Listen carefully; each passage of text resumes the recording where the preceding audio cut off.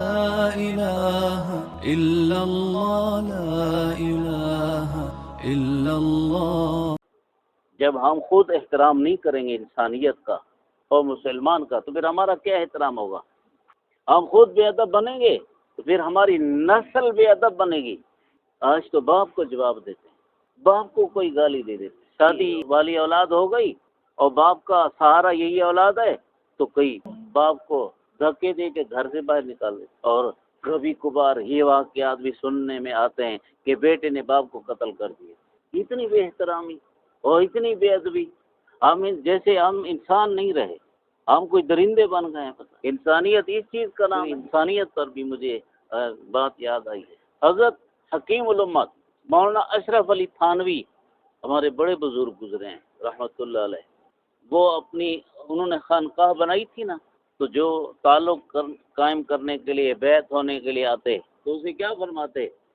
پہلی بات یہ ہوتی تھی، بھائی اگر تم نے ذاکر بننا ہے، یعنی ذکر کرنے والا، بھائی میں ذکر کرنے والا بننا ہے، تو دوسری خانقاہیں بہت ہیں۔ تم نے عابد و زاہد بننا ہے، بھئی نوافل زیادہ پڑھوں اور بزرگ نظر آؤں، تو دوسری خانقاہیں بہت ہیں۔ یہاں پہلے انسان بنایا جاتا ہے۔ اگر انسان بننا ہے تو ہمارے پاس پہلے انسان بننا۔ انسان کس چیز کا نام ہے؟ ہمارے ہاتھوں سے، ہماری زبان سے، ہمارے کسی حرکت سے کسی کو تکلیف نہ ہو، یہ انسان بننا ہے۔ ہماری کسی حرکت سے کسی کو تکلیف نہ ہو۔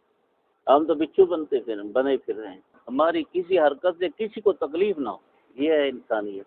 حضرت مولانا مفتی شفیع صاحب رحمۃ اللہ علیہ کے بیٹے ہیں مولانا ولی راضی صاحب، فوت ہو گئے رحمۃ اللہ علیہ۔ وہ بچے تھے، ابھی لکھنا پڑھنا ابھی مطلب شروع کیا تھا۔ جیسے مثال 8-10 سال کی عمر کا بچہ لکھنا پڑھنا شروع کرے، تو مولانا مفتی محمد شفیع صاحب رحمۃ اللہ علیہ نے ان کو فرمایا، بیٹا اب تم لکھنا پڑھنا سیکھ گئے، پہلا خط حکیم الامت مولانا اشرف علی تھانوی کو لکھو، پہلا خط ان کو لکھو۔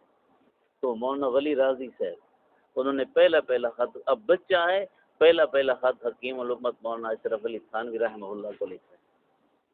مولانا اشرف علی تھانوی رحمۃ اللہ علیہ نے ان کا خط پڑھا، خط کا جواب دیا۔ جواب میں کیا فرمایا؟ کئی باتیں فرمائی۔ ایک بات یہ فرمائی کہ ماشاءاللہ تمہارا خط اچھا ہے، اس کو مزید اچھا کرو۔ اس میں سبق ہے کہ بچے کی حوصلہ شکنی نہیں کیا کرو۔ اب اس کا خط اتنا اچھا تو نہیں ہوگا، لیکن تمہارا خط اچھا ہے، اسے مزید اچھا کرو۔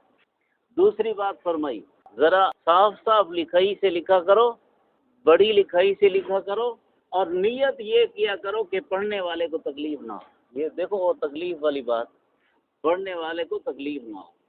اور فرمایا دیکھو میں تمہیں ابھی سے صوفی بنا رہا ہوں، یہ پہلی تعلیم، میں تمہیں ابھی سے صوفی بنا رہا ہوں۔ صوفیت کس چیز کا نام ہے؟ ہمدردی کرو، کسی کو تکلیف نہیں پہنچے، یہی انسانیت۔